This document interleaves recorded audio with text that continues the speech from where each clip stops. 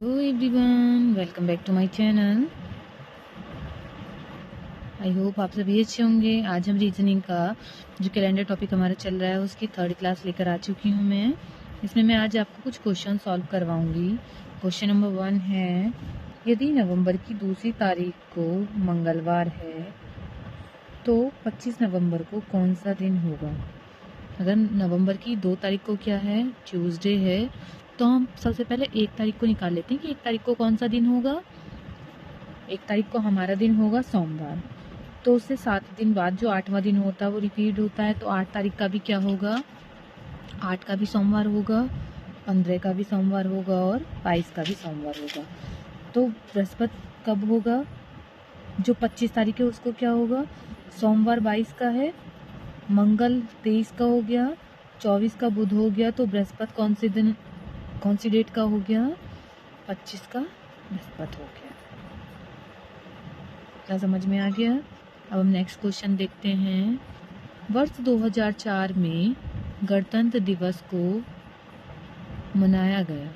जो गणतंत्र दिवस है 2004 में वो कौन से दिन मनाया गया था, वो मनाया गया था बुधवार को।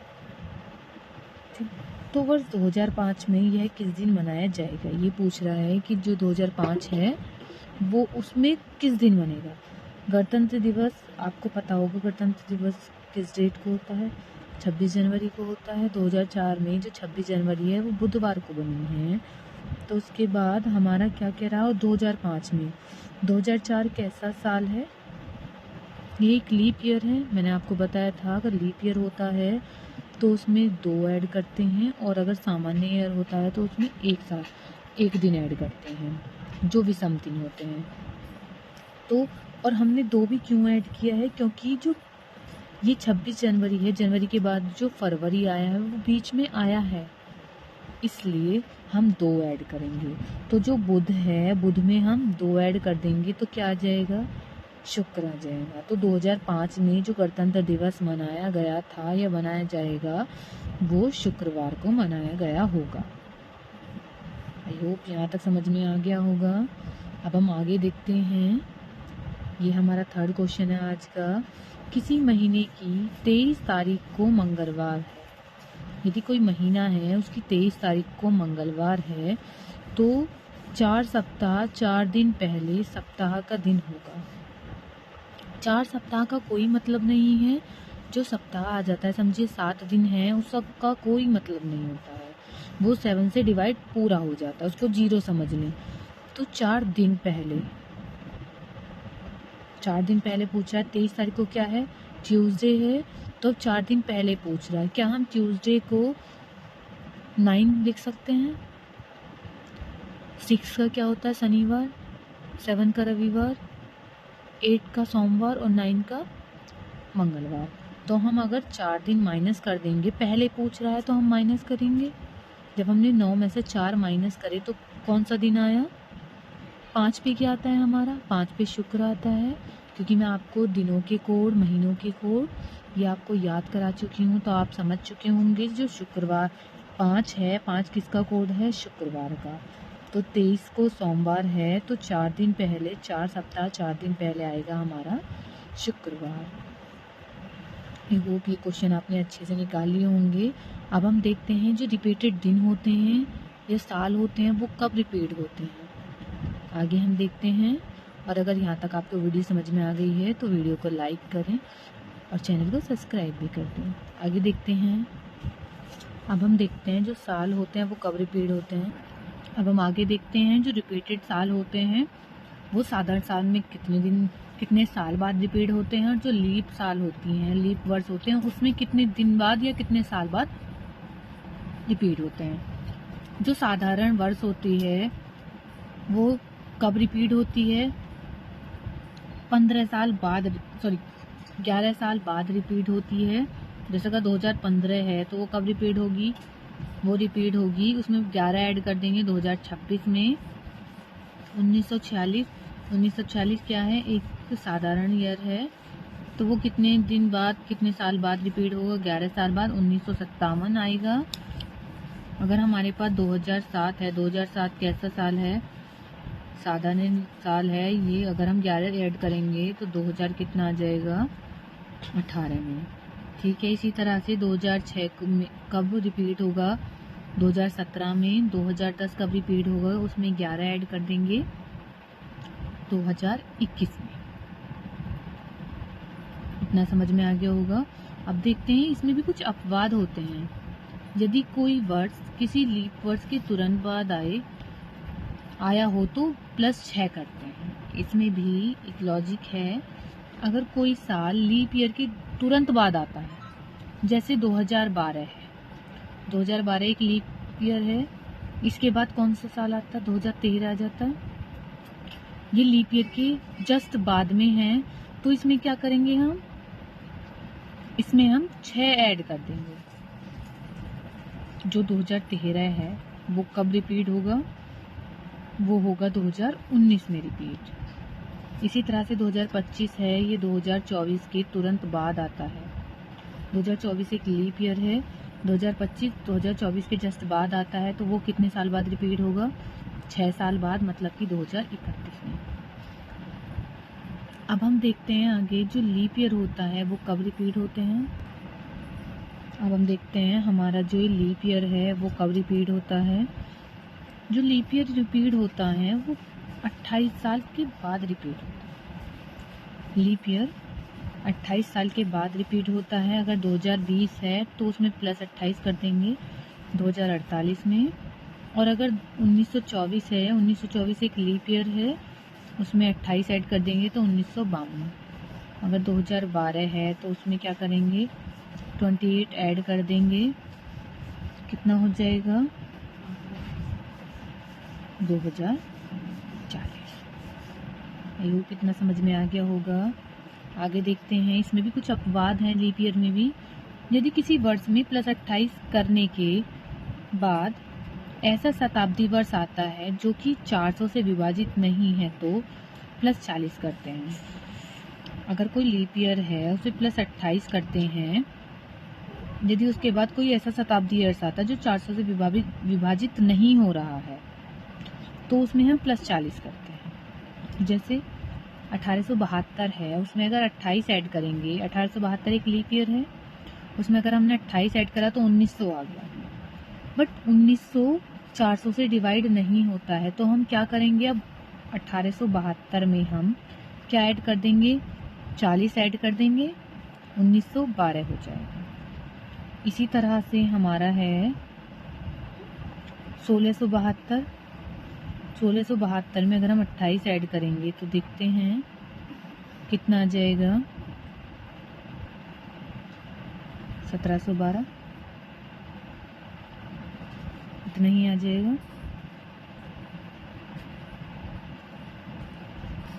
1700 आ जाएगा। क्या 1700 डिवाइड होगा 400 से? नहीं होगा, तो इसमें हम क्या करेंगे 40 ऐड कर देंगे, तो कितना आ जाएगा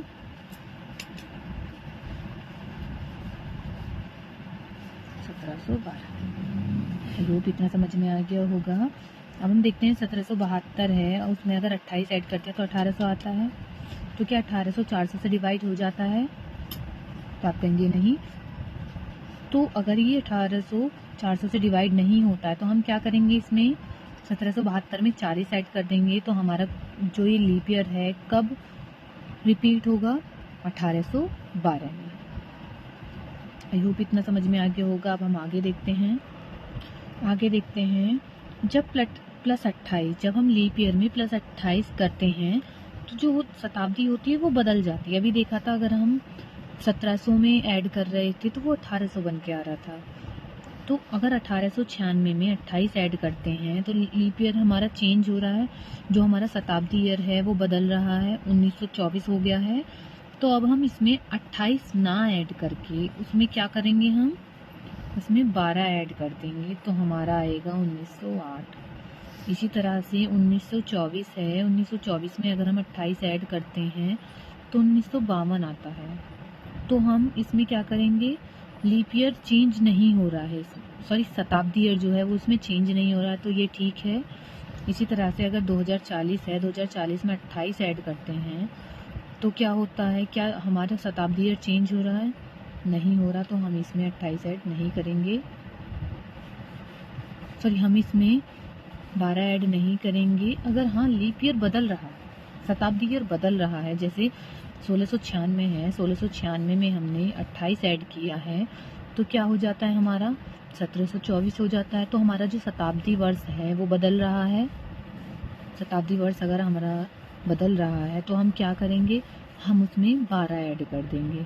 1696 में तो हमने क्या ऐड कर दिया, 12 ऐड कर दिया है तो हमारा बन गया 1708। आई होप आपको रिपीट करने का समझ में आ गया होगा कि शताब्दी ईयर जो होता है वो कब लीप ईयर जो होता है वो कब रिपीट होते हैं, और जो हमारे साधारण वर्ष होते हैं वो कब रिपीट होते हैं, कितने साल बाद रिपीट होते हैं। अब हम आगे देख लेते हैं, कुछ क्वेश्चंस को सॉल्व कर लेते हैं। यदि आने वाले कल के 2 दिन बाद बृहस्पतिवार का दिन होगा तो बीते कल से 3 दिन पहले सप्ताह का कौन सा दिन था।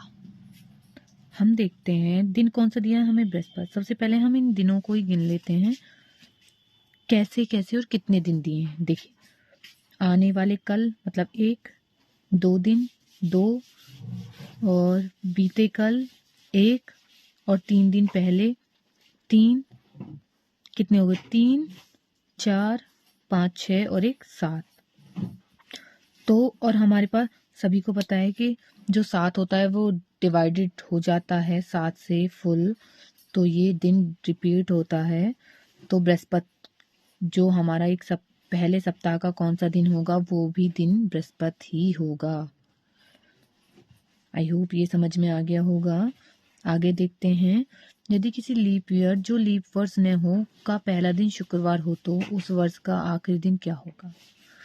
ये क्वेश्चन है, यदि किसी लीप ईयर में यदि कोई वर्ष है बता रखा है वो लीप ईयर नहीं है, पहला दिन अगर शुक्रवार है तो उसका जो आखिरी दिन होगा वो भी वही होगा, सेम होता है। साधारण ईयर का पहला दिन और लास्ट का दिन सेम होता है, ये आपको याद रखना है, जो दिन होगा वो सेम एज।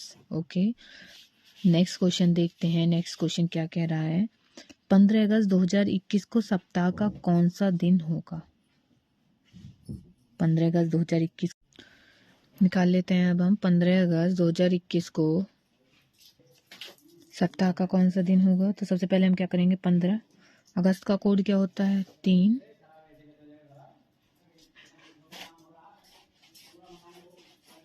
0 कैसे आया, 0 आता है हमारा 2021, मतलब ये 400 से डिवाइड है या नहीं है, तो जो 21 बनेगा उसका कोड क्या होगा 0।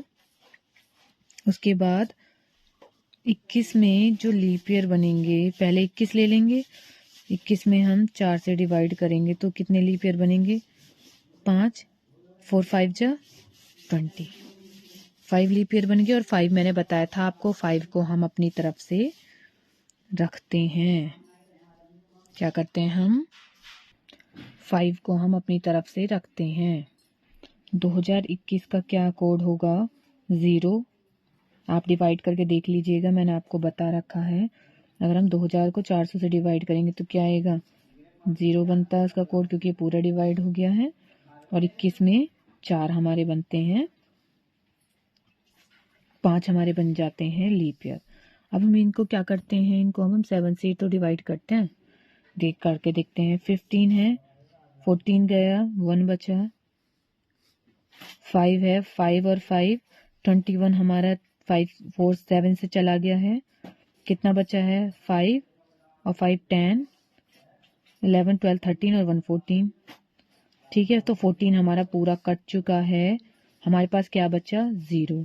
तो 0 पर कौन सा दिन आता है, 0 कौन से दिन का कोड है,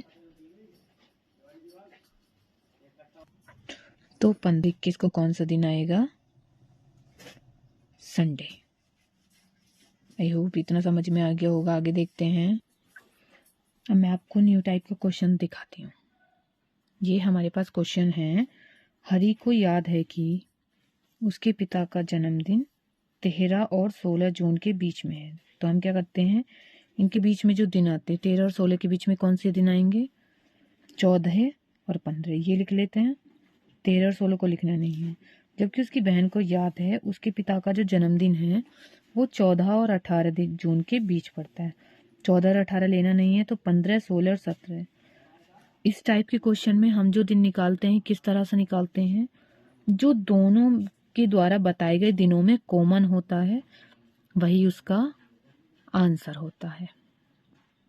ठीक है, ये क्वेश्चन भी आपको यहाँ तक समझ में आ गया होगा। अगर कोई डाउट है तो आप कमेंट करके पूछ सकते हैं। हम एक क्वेश्चन सॉल्व करते हैं। आप 15 जुलाई 1964 को कौन सा दिन है? बुधवार। 1964 एक कैसा साल है? ये कैसा साल है? लीप ईयर है। और 1965 कितने साल का अंतर है? 1 साल का अंतर है। तो क्या ये जो 1964 है उसमें फरवरी बीच में आया है? नहीं, फरवरी बीच में नहीं आया है। तो हम क्या करेंगे इसमें? क्या 2 ऐड करेंगे या 1? इसमें ओनली 1 ऐड करेंगे। तो इसी तरह से हमारा जो आंसर आ जाएगा बुध में अगर हम 1 ऐड करते हैं तो गुरुवार आ जाएगा। नेक्स्ट क्वेश्चन देखते हैं। नेक्स्ट क्वेश्चन है 20 मार्च 2003 को ट्यूसडे है, तो 20 मार्च 2004 को कौन सा दिन हो? अब हम इसमें क्या देखते हैं, 2003 एक सामान्य ईयर है, लेकिन जो 2004 है वो एक लीप ईयर है। लेकिन जो 2004 है उसमें फरवरी बीच में आया है, तो फरवरी बीच में देखते हैं।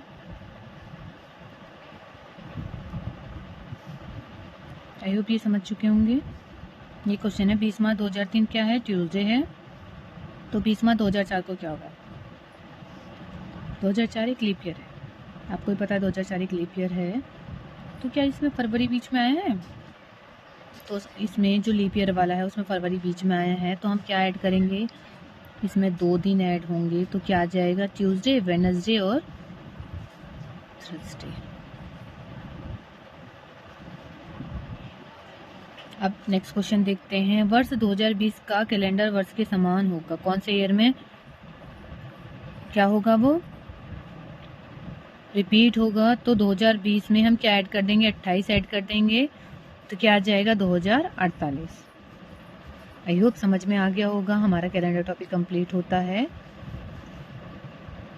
वीडियो अच्छी लगी है तो लाइक कीजिए, चैनल को सब्सक्राइब कीजिए, अपने फ्रेंड के पास शेयर कीजिए। Thank you for watching.